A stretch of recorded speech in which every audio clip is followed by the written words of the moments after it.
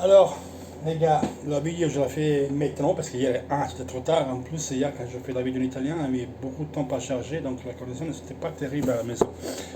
Donc, vous avez vu le match, toujours la même erreur. Je suis furieux, mais je n'ai pas besoin de gueuler pour montrer ma rage. Vous avez tous, vous avez vu comment on a joué. Les mêmes erreurs.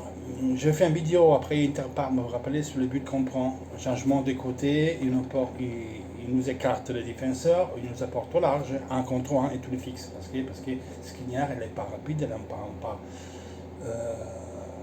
Avec un mec qui est rapide, en difficulté, certainement, c'est on les fait écarter la défense de 3.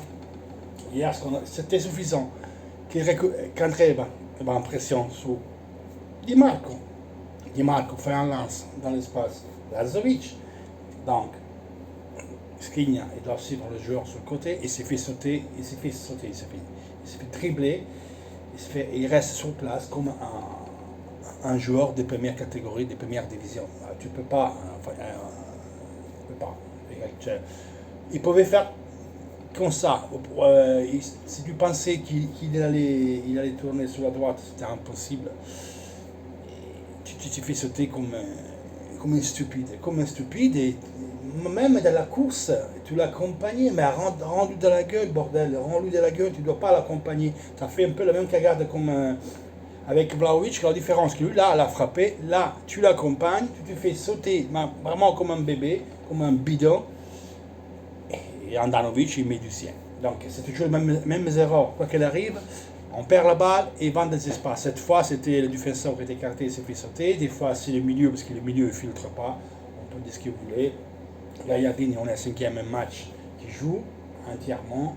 À un moment donné, ce pauvre gamin aussi, lui, on peut dire qu'il n'est pas beau. C'est vrai qu'il n'a pas la plate titulaire à l'Inter. Putain, mais il joue que lui, il ne sort jamais. Il fait chaud. Un coach qui prend 12 millions d'euros net, que c'est le plus payé en Italie, je m'attends, et une d'Europe d'ailleurs, beaucoup plus. Parce que là, il démontre toutes les limites des comptes. Déjà, cette équipe-là, il n'y a pas une mentalité de ouf, il n'y a pas l'envie, il n'y a pas la pêche, alors que c'est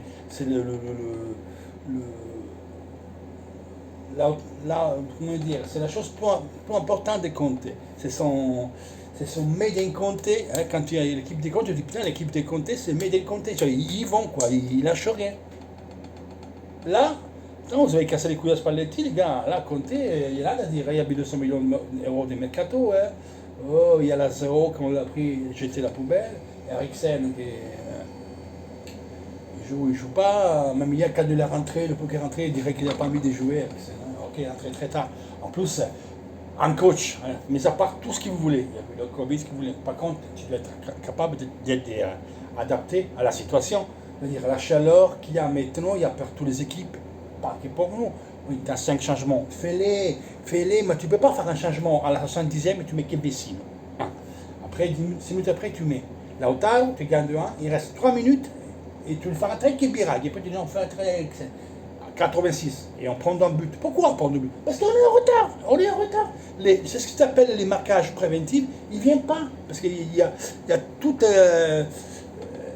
Il faut faire la ligne, il faut suivre les joueurs, il faut suivre. Mais on est cuit. Eux, ils avaient fait 4 changements, nous, on avait fait 2. Donc, on était en retard parce que Caballero était en retard, Vecino était en retard, Gagliardini, il était derrière, qui n'en pouvait plus. Et eux, ils ont pris la balle, et on était 5. Un passe, l'autre, il a fait un slalom, style Ingemar Steinmark, Berto Tomba au Grange, à l'époque, de Français qui était fort en slalom, le mec, là, di Calmini, c'est pas que bien de monde.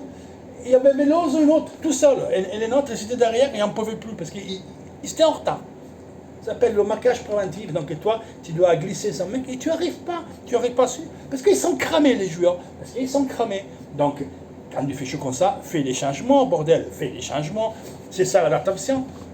C'est une situation qui est particulière par tout le monde. Tu as 5 changements et tu ne les fais pas. Mais alors, tu es con, mon frère. Tu as Agoumé, tu le mets dedans.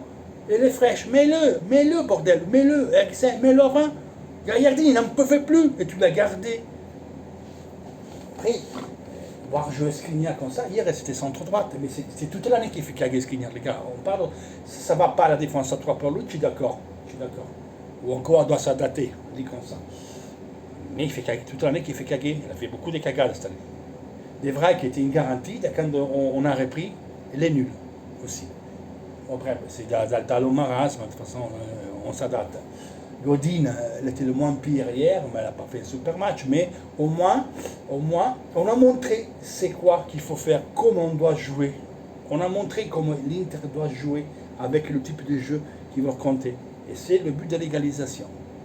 C'est ça. C'est ça le but. Gagliardini. Donne Borca Valero qui va dans l'espace. Godin qui attaque et va dans l'espace. Passe à Lukaku, c'est tout. Pour tout, et on fait le but. Mais on le fait 1 ou 2 fois dans le match. Ça, ou tu le fais tout le temps, ou tu le fais pas. Parce qu'encore hier, Vérone a première mi-temps parce qu'il fait 3-0. On doit faire maintenant putain de gueule parce qu'ils étaient serrés. Et nous, on était comme d'habitude sur le terrain. On était spammés. En plus, on ne court pas. On ne court pas. Il fait chaud. Il fait chaud pour les autres aussi. Et les autres, ils vont plus que nous. Là, je vais dire une chose, parce qu'après, je fais mieux en italien, que je ne le refais pas en français. Je le dis maintenant. Beaucoup de blessés musculaires. Lukaku, hier, il s'est fait mal. Hein. Il ne sera pas là contre le Torino, il ne sait pas combien de temps. Et son père Lukaku, on a de la merde. Hier, Lukaku Sanchez et un peu Borca Valero. Et Candré va perdre le but, mais après, voilà.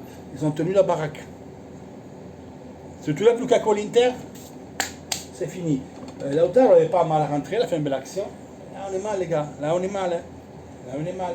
Là, il y a Torino-Spal, on a intérêt de gagner, parce qu'après, c'est Rome, après, c'est Atalanta, après, c'est Naples, après, c'est Genoa qui joue le maintien. Il faut se réveiller, là, moi je veux dire, il faut se réveiller. Après il y a Fiorentina, il faut se réveiller, il faut se réveiller. Deux nombres.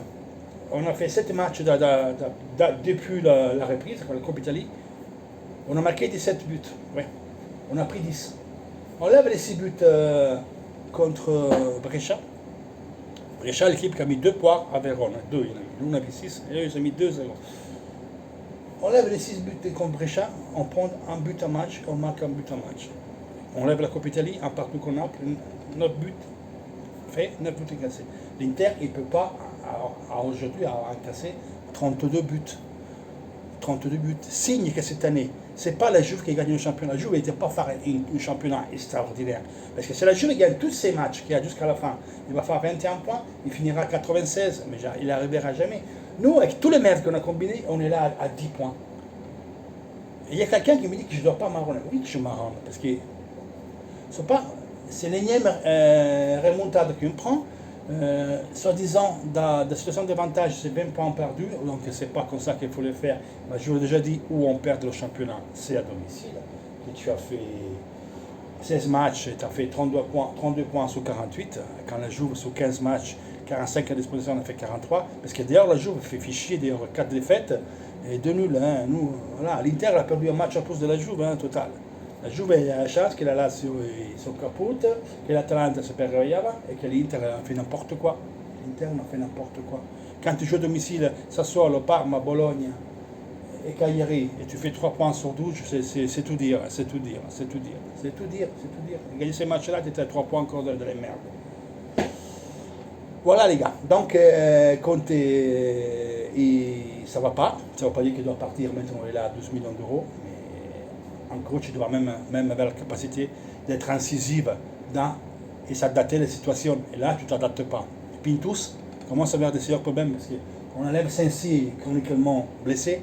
On a combien de blessures on a eu musculaires cette année? Beaucoup. Fatiguement, machin, fatiguement. Barrel en a une, elle est rentrée, elle a une. Après, dire Brozovic, c'est plus lui. Hein, il attend de rentrer aussi. J'adore Brozovic. Mais il fait le pas, c'est moi qui comprends ce que je dis, il fait le pas, il devient vraiment un leader, il peut pour moi être vendable comme tout le monde.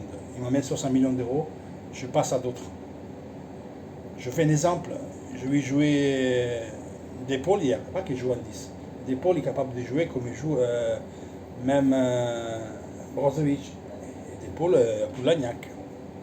Dites ça, Brozovic, chapeau, parce qu'il joue bien. Donc, mais il lui manque, il doit faire le pas en plus. Devenir plus leader.